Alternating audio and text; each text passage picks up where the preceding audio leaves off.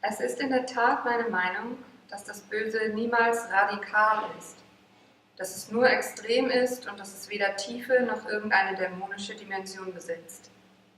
Es kann die ganze Welt überwuchern und verwüsten, eben weil es sich wie Pilze auf der Oberfläche ausbreitet.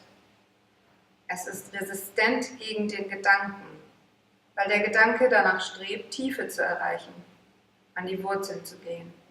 Und in dem Augenblick, da er sich mit dem Bösen befasst, wird er vereitelt, weil da nichts ist. Das ist Banalität. Tief aber und radikal ist immer nur das Gute.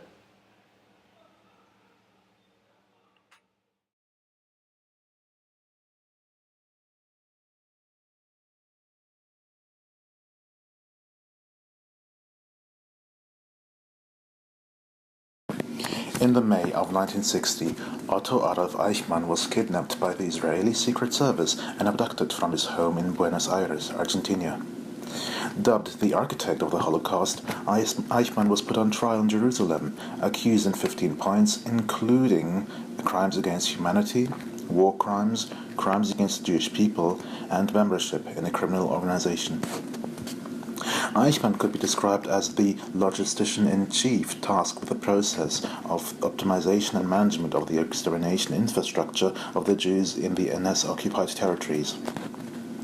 Arendt, a German, a woman, a Jew, a scholar, a refugee, reporter and independent academic, amongst many things, witnessed this trial. What she expected was a monster. What she got was a banal man who shattered her expectations. He was neither grotesquely evil nor demonically intelligent, but in her own words, exuded stupefying mediocrity and utter moronic dumbness. This man, for Arendt, brought forward the concept of banality of evil. This conference contribution is engagement with Hannah Arendt's writings on the entanglement of bureaucracy, disobedience, thoughtlessness, and the concept of thoughtlessness in quantifications of the public and smart systems.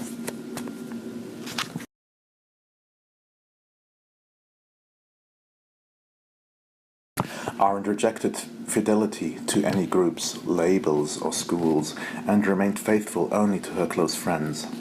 Nonetheless, her involvement with Heidegger left his imprint on her understanding on what it means to live.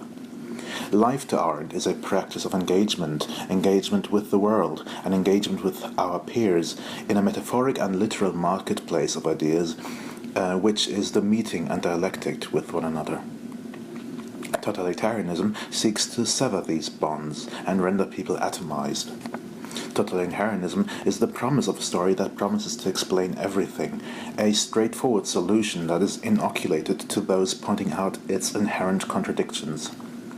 The contortion of seeking globalization and national protectionism at once, in the search for some absurd greatness, or the labeling of conflicting evidence as outliers, radical, queer, and therefore troublemaker.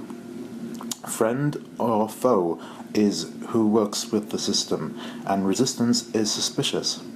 Not your intent matters, but the ease with which you find your way through and into the narrative.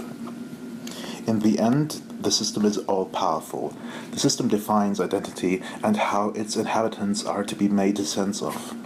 And I am turned into a bug, a source of error, a problem, a troublemaker, even when I didn't know I was.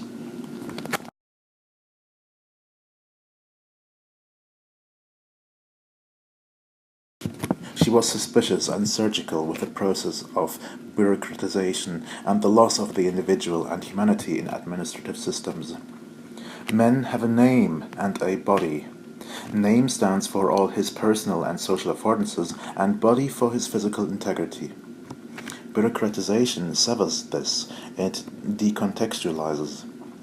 In a spreadsheet, I become stripped of my name and left as a bodily shell, and through that I can be made superfluous. These systems alienate how we relate to each other, alienate us from another, and instead mediate us to each other. We become redefined in accordance to a function, such as job holder or value X, and our names get lost somewhere in this translation. But the same goes for the architects, administrators, and operators of a system. If they too only understand themselves as possessing a function rather than being a human, evil can occur. Humans have foresight, responsibility, afterthought, intent, and the like, but if these administrators or architects don't understand themselves as thinking humans, any potential for responsibility vanishes, and the worst of evil can happen. So, what are the characteristics of fertile ground for thoughtlessness? When our identities are taken away, when we are numbers rather than humans, when our bonds are severed, and the social, legal, cultural, personal, and bodily me become disassembled, when man finds himself stateless, more a body, customer, client, user, rather than a full member of a nation, with its state to back up his rights. When man is denied his plurality, that is the suspension in his social bonds, in which he merges and manifests himself together with others.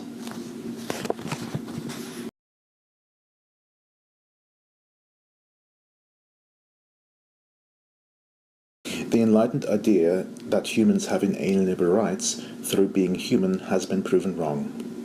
Not humanness, but a nationhood endows one with rights. The stateless individual has no rights. Rights are not held, rights are given by other men. And unless somebody is willing to give you a right, you don't have it. So how does the system provide for this, if at all? Architects and administrators of systems need to think of themselves as human. Of us, those who will have to inhabit these systems, cope, deal, and flourish with and within them, but also, and more importantly, the authors need to acknowledge their own humanity.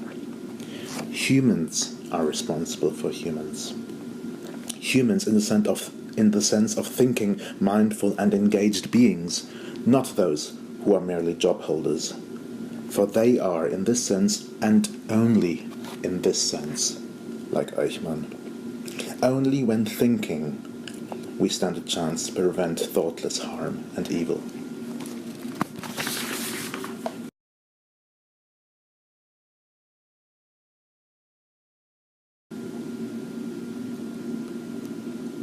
The Nazi regime's achievement was a complete reversal of good and evil, where good acts were turned unthinkable through systems of fear, oppression, internalization, and nothing short of an inversion of morals and suffocation of deep thought happened.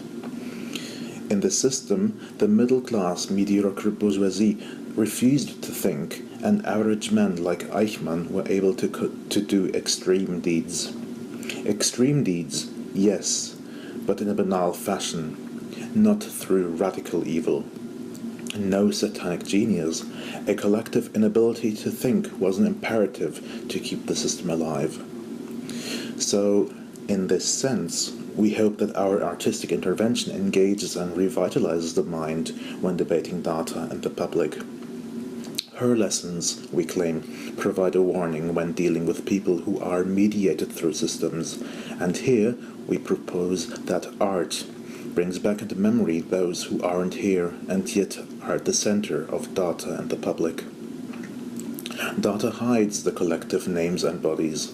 Our piece brings them back into the room, lets them speak, and at the same time showcases the mystery and incommunicable complexity of our fellow humans. But raw data eliminates complexity and content.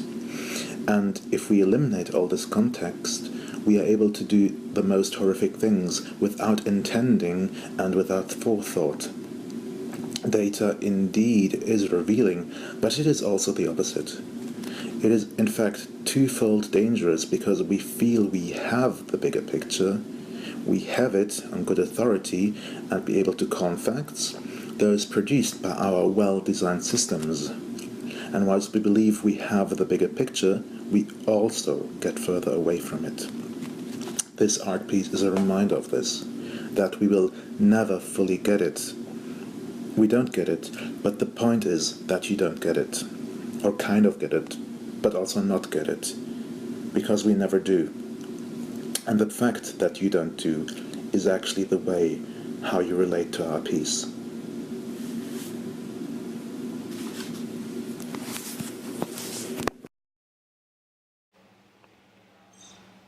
Es ist in der Tat meine Meinung, dass das Böse niemals radikal ist, dass es nur extrem ist und dass es weder Tiefe noch irgendeine dämonische Dimension besitzt.